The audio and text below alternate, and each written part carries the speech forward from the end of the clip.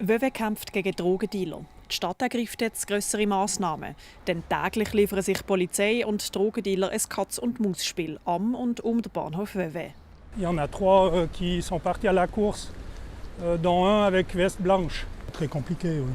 Oui, parce qu'il faut mettre en place quand même beaucoup de collègues en civil, parce qu'en uniforme, vous avez vu la vitesse à laquelle ils partent.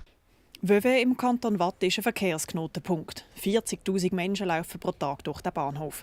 Bis zu 40 Dealer warten jeweils auf Kundschaft. Bei einigen Einheimischen löst das ein ungutes Gefühl aus. Ils essayent de me parler ou bien de me suivre un petit peu, donc c'est vrai que ça fait assez peur et puis ouais, on sait pas trop, enfin ouais, on est plus en sécurité quoi. Ben, il ne faut pas les narguer, il faut pas, voilà.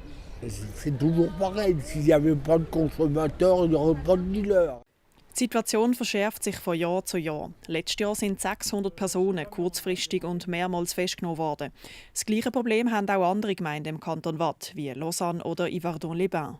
Der Gemeinderat von Vevey will jetzt einen Schritt weitergehen und beim Bahnhof 40 Überwachungskameras installieren. Il faut aussi relever que c'est un atout supplémentaire aussi pour des besoins d'enquête.